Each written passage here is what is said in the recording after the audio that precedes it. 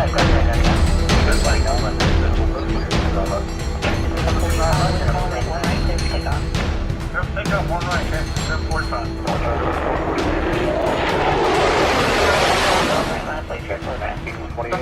back to the Pilot Network Podcast. I'm Matt, your co-host, and we're back today with episode number 3 of a 3-part series of my interview with Bill Braxton.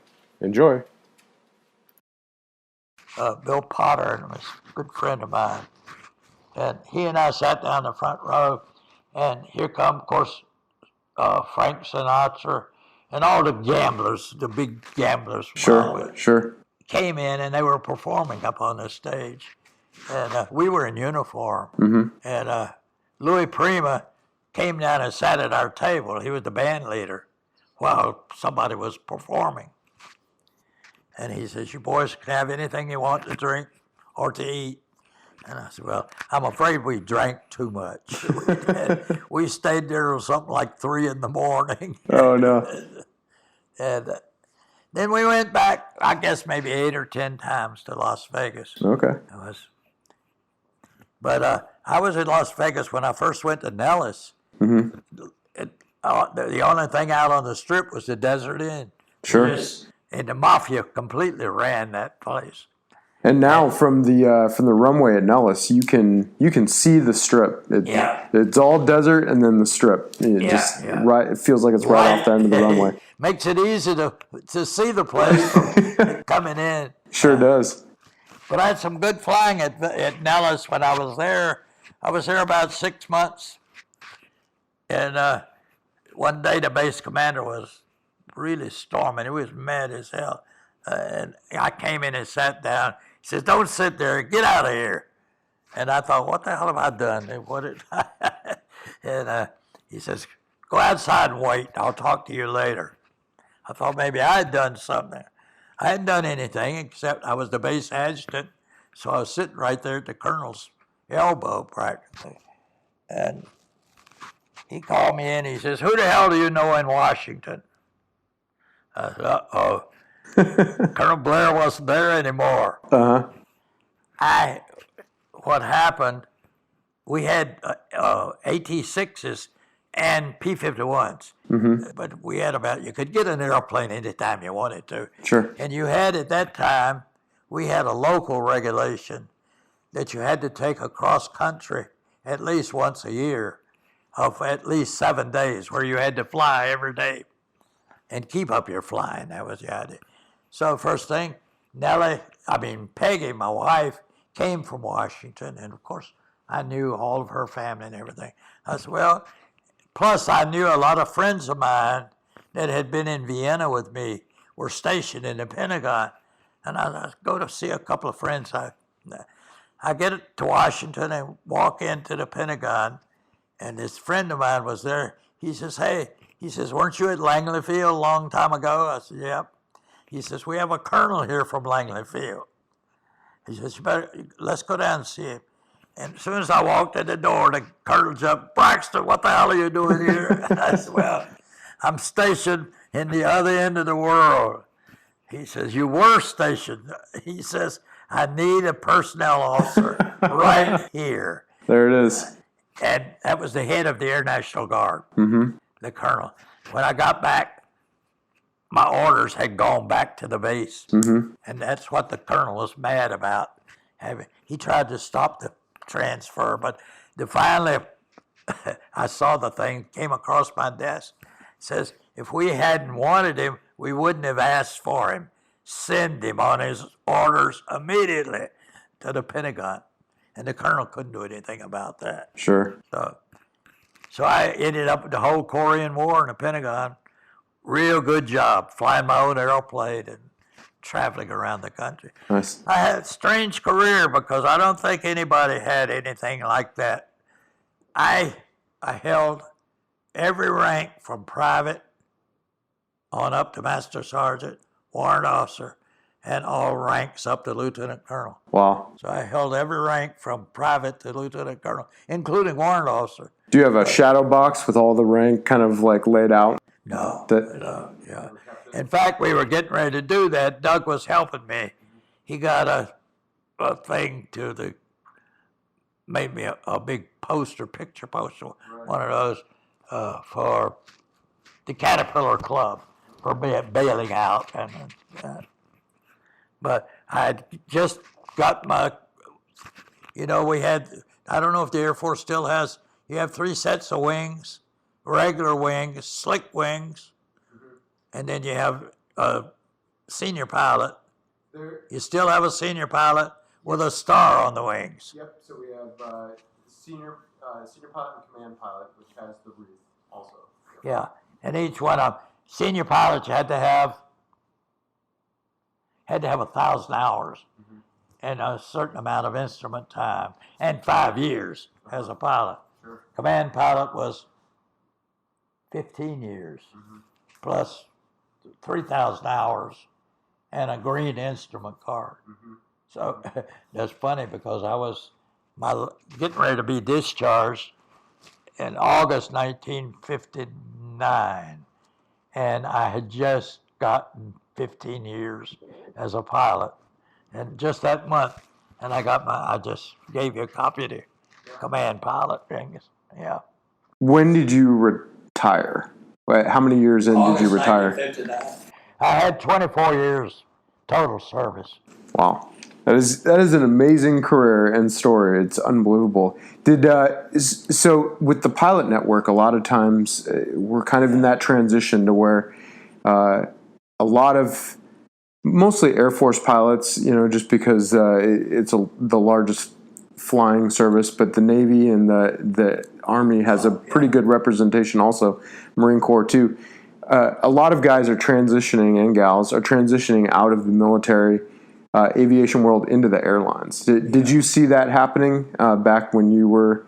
No, nothing like that. We were still, because we had the Vietnam War and the Korean War. So we were wartime. Well, I didn't get into the Vietnam except to Cat B with the French. Sure. So, and by that time, the French had given up, and we didn't get into that war until another 5 or 6 years. Right. Yeah. And by that time you were retired? Yeah, I was retired already. Sure. Yeah. Did you ever consider, did you fly after you left the Air Force, after you retired? Well, I went to Miami because I'd never been to college, and I got the GI Bill, and Florida was yelling for teachers. So I said, I'll be a school teacher. I get summer off and all of this. Never had a summer off. In all the years I taught, I was always busy going to school or doing something else. Anyway, I went to Miami and never been to college. And some of the schools, like Florida State, which I applied to first, they wanted me to come and take a bunch of exams and all that. Miami said, you just show up on registration day and pay the tuition and you're in. Right. And it turned out a really good thing for me. And I think of how lucky I was a lot of times in my life where certain things happened. The Russians had set off Sputnik, and the Congress had just passed an education bill, some billions of dollars for science teachers, math teachers, and for some strange reason, foreign language teachers. And so I had been to Germany and spoke a few words of German. So when I got to Miami, I said, well, I'll take German. And that's what I did. And you ultimately got a PhD in German studies, correct? I did, yeah. Here's what happened. When I graduated from Miami, with this education bill Congress had, they set up language institutes at various colleges around the country. And you go for a year, and that's all you did, work on that language. And I applied for 3 or 4 of these things and ended up with one at Kent State. And I got a master's with that. And I got along pretty good with the head of the institute. We go to school every morning at 8 o'clock, and from 5 until 5 o'clock, you had to speak German. No English whatsoever. Sure. Ate lunch and got together. Most of us got together at night, and we spoke German all the time. And I got my master's out of that. And the head of the department, a German department at Kent State, and he said, "What are you going to do when you get here?" I said, "I'm going back to Miami and teach school." He said, "No, I want you to stay right here and work on your PhD." I said, I said, have you looked at the paper lately? The temperature in Miami is 80 degrees. The temperature up here, I said, it snowed 3 days ago. And I said, I'm going back. I can't stand this. So I got back down here and applied immediately for a fellowship at the University of Minnesota. And I went right back up there next summer and did a 1.5 year study. And there again, they wanted me to come and live on the campus for a year. And I said, I still have a house in Miami. Sure. I don't have a house, I have a job in Miami. So I gave up. But all the time I was teaching, first I taught 2 years in Miami, Hialeah High School. And all the time I was teaching, I was back in registered for night classes and summer classes and all that. And I have, with the University of Minnesota, I had enough for PhD, but the requirement to spend a year on the campus. And I didn't. I said, no, it isn't really worth it. As far as salary was concerned, you didn't get that much more money as a doctorate. Sure. But what it did is offered a lot of other things. But I taught at Hialeah for 2 years, and I got a call from the chairman of the department at Stetson University. And he says, somebody's recommended you for a job up here. And he says, we're short a German teacher. Would you be interested? He says, come up and talk to me, and we'll see. I said, yeah, definitely I'm interested in college teaching. So I went up, and as soon as I walked in the door, he says, yeah, we need a German teacher right now. So I moved my family to DeLand, and we stayed at one big disappointment in my life. I got my 7 years in for tenure, and the board of directors, civilians, whoever, and they decided they wouldn't give any tenure for the next 2 or 3 years because they were short of money.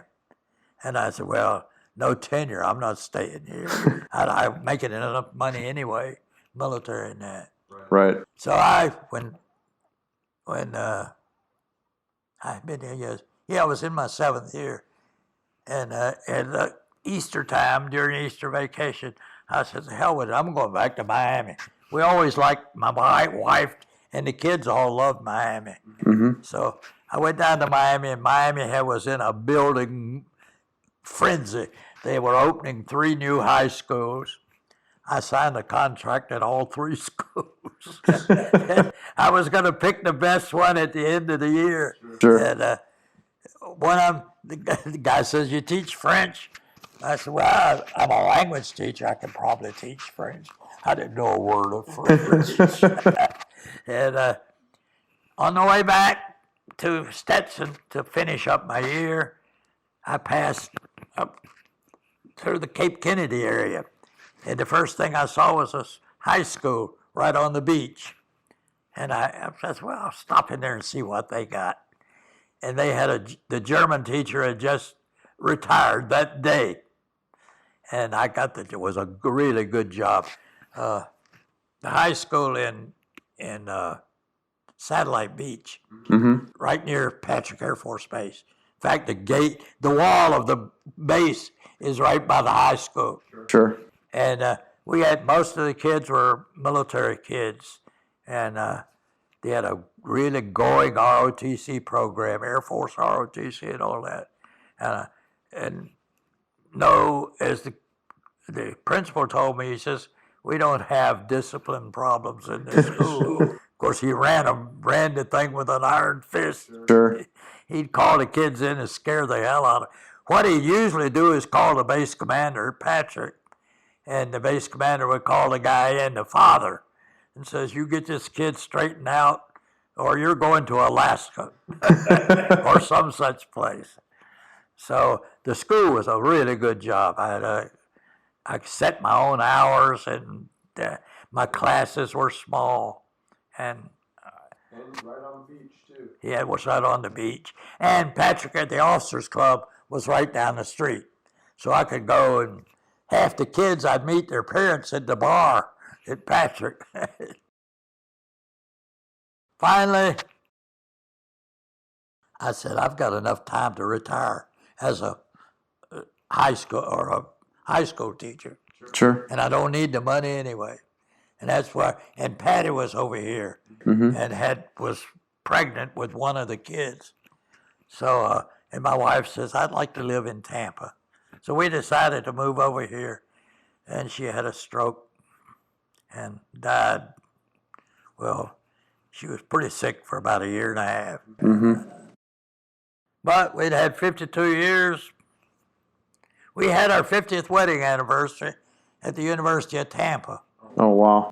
Patty's husband was something with the board of directors there at Tampa University, Mm-hmm. and he got the use of the building, the main building there, Mm-hmm. to have a 50th wedding anniversary. So, and that's when Peggy had a stroke right after that. Sure. Yeah. So that pretty much covers my life. With regards to your aviation career, do you remember anything that was what you consider to be your biggest setback or kind of a challenge that you had to overcome? In education. During your flying career. Oh, during my flying grades. Does anything stand out in your mind? I guess at the beginning, or about when I got it, maybe 75 or 80 hours in fighters, I got to the point I didn't like a fighter, because Mm-hmm. we'd have every day an engine would quit on somebody on takeoff, and we had 2 or 3 guys killed. And I said, no. There got to be something better in the Air Force. I never thought about the ferry command. It was been a dream job, Uh-huh. and just by accident I got that. Right. And, What was your favorite? You flew a lot of airplanes. What was your favorite one? Did you like the Goonie Bird, or it sounds like... well, I'd have to say the 119, because it's the first time I'd had an airplane with engines big enough that even if you lost one of them, the other one is still a good, safe airplane. Sure. Yeah, I thought that was probably... I think that and the C-45, of course, Uh-huh. was not a regular line outfit airplane, but it was a hell of a good airplane. Yeah. What do you remember about the P-51? Was that a fun airplane to fly, or is it a handful? To tell you that, when I graduated from flying school, got my wings, I called up Nellie. Mm-hmm. We were engaged at this time. Of course, Peggy had over it. Anyway, I get to Washington to pick up Nellie, or to Virginia, because she lived in Virginia. And she met me in Richmond, and 2 or 3 boys with me, and had girlfriends meet us in Richmond. And that's the day we got flying school.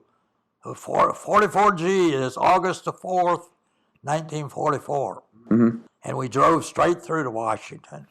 And she, of course, met me with, I don't love you anymore, I love somebody else. And I wasn't too happy about that. Yeah, no one ever is. Back at Ocala, where I was stationed, I Right. had already rented a house and getting everything to get married.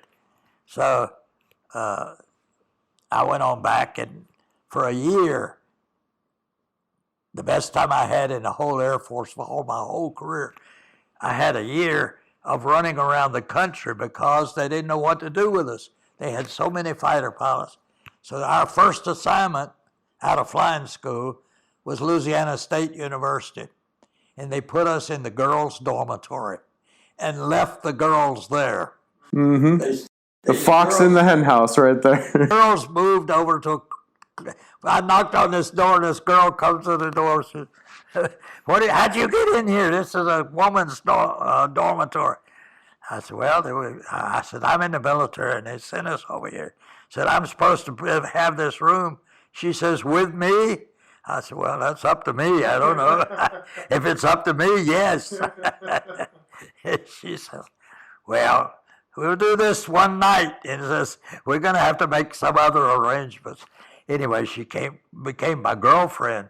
Uh-huh. We were, I guess, 2 or 3 months there. No airplanes. We didn't have any fighters. They had enough P-38s and P-51s. Mm-hmm.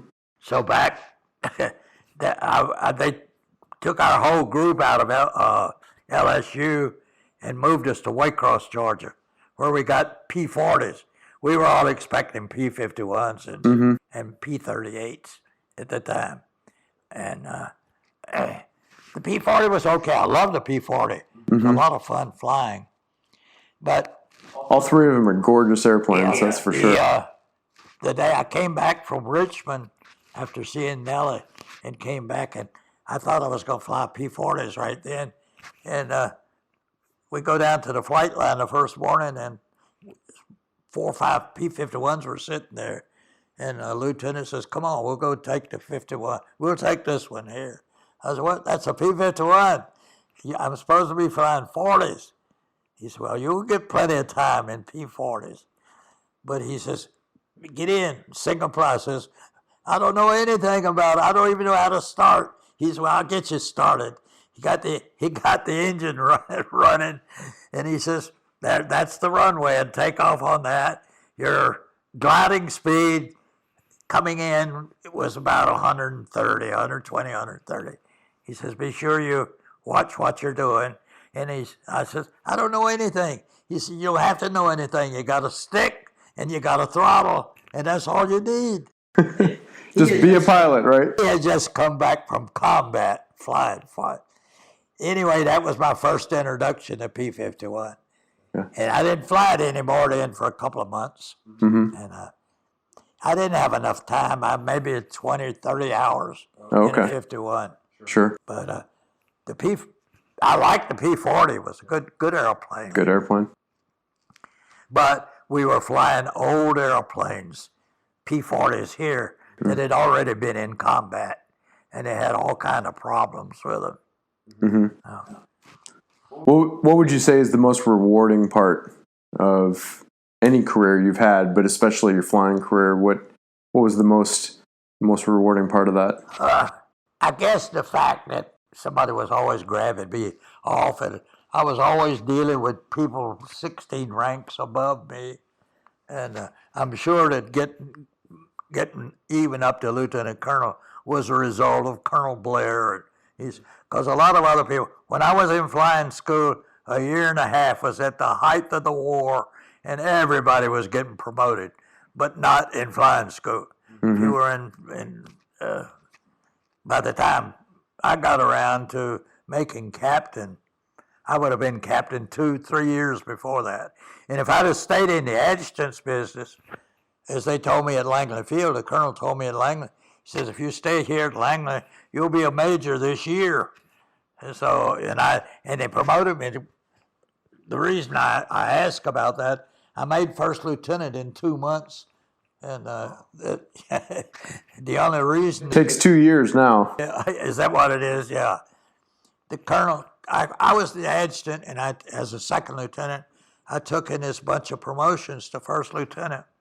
And the colonel asked me, says, I don't see your name here. I said, sir, I have to be a second lieutenant for 3 months. He says, not on my base, you don't.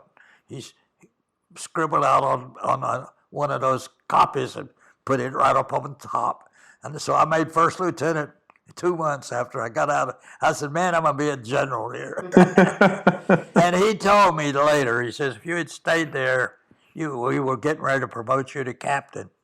But the Air Force needed a first lieutenant at the fighter squadron. Sure. So that put me in the flying career. I'm not sorry. The colonel told me, he says, if you want to stay in the Air Force after the war as an officer, you got to be a lieutenant, or you got to be a pilot. Right. He says, we're going to get rid of all these non-rated officers. He didn't know. Nellie and I were in Hawaii when we first got married.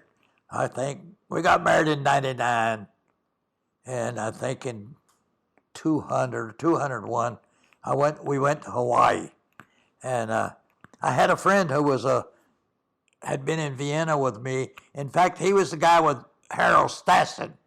We were a crew together, and he got out and went to Delta, and he was the chief pilot of Delta. And every year, he came down to see me, and he says, we get free buddy passes where we can have members of our family go free with Delta. And he says, I don't have anybody to give those to. He says, my wife his daughter was a stewardess, and his wife had been a stewardess with Delta. Mm-hmm. And he says, they all get these passes. And he says, from now on, I'll give you mine. And that's where Nellie and I got into the traveling business. Mm-hmm. And we went everywhere. Went to Hawaii 3 times. And went to, all over Europe. We went every place I'd been before. Sure. And took her with you this time. I don't know the last trip, I don't think I mentioned it in the book, happened after the last book was published. Nellie was 85 and I was 92, and we went up to Jacksonville and took space available flight to Italy and stayed 3 weeks. Sure. And that was a really exciting time because we couldn't even climb up the stairs on the C5 where in the back you had to climb up. Right. Upstairs. We had to have the enlisted crew members push up the stairs. And people thought, what in the hell are you doing? It's 92, being in the air. I was in good shape. Yeah. Well, you said your 100th birthday is coming up later this year, right? 1st of May. 1st of May. Congratulations. That is a huge accomplishment. Hope you do the same thing. I hope so too. I don't know if my wife does, but we'll see. I guess the last thing I'll just ask you, and then we'll wrap it up. I know I'd love to do this again and ask you more questions about specific things, but if you could give advice to aviators of any skill level, what kind of advice would you give? Talking to a group of pilots. Place be a pilot. Don't be a non-rated officer. Yeah. You're speaking to the choir here. Yeah. I have a friend who was in Vienna with me. He's 96 years old. He still flies, and he's got the last time he told me, he said something, 37,000 hours flying time. What do you have? He had been a test pilot when they were picking the astronauts. And they picked him for one of the original astronauts, and he turned it down. He was at Williams Field as a test pilot. And he says, I don't know, who was the other guy, the guy that was real famous? No, he was the first guy to fly the speed of sound. Oh, Chuck Yeager? Chuck Yeager. He was a good friend of Chuck Yeager's. And he was out there at that same time as a test pilot for them. And I know when we were in Vienna, he was a nut about flying. He'd sit down to base operations and sleep on the floor there so he'd catch the first flight that went out. Because we had so many pilots, it was kind of hard to get flying time. But he was on almost every flight going out all over the place. Anyway, he told me the last time I talked to him, he says since he was 17 years old, he couldn't remember a single week in all that time that he didn't fly somewhere. And when he got out the Air Force, he bought his own airplane. Mm-hmm. When he got out of the Air Force, there's an outfit in Texas called Sea Systems. It's a part of the CIA thing. And they gave him a job as their commercial pilot. Hmm. And he flew with them for 10 years. He says, every day he took the airplane up, even if he didn't have anything to do, just to fly around the field. Sure. Just to get his flying time in. So that's the thing.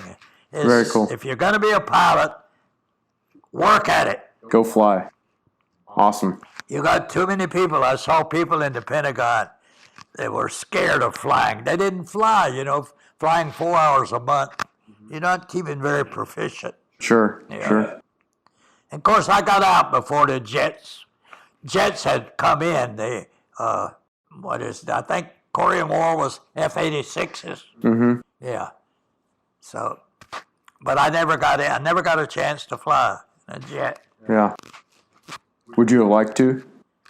Well, call me the Space A Kid. Some of the pilots up in Charleston would come in and says, "What, you're here again?" And I says, "Yeah, do you have any seats?" Because I went back and forth to Germany because I had a program with my high school students with a high school in Germany. And I'd go over there maybe 5 or 6 times a year. Used to go up to Charleston, get right out. That's awesome. Well, thank you so much. I really, really appreciate you taking the time to talk to me. That was an amazing story. Well, I don't know if I can talk anymore for a week. I know your voice is hoarse, but I will get out of your hair now. But thank you so much, Bill. I really appreciate it. It was awesome. You're welcome. I really enjoyed it.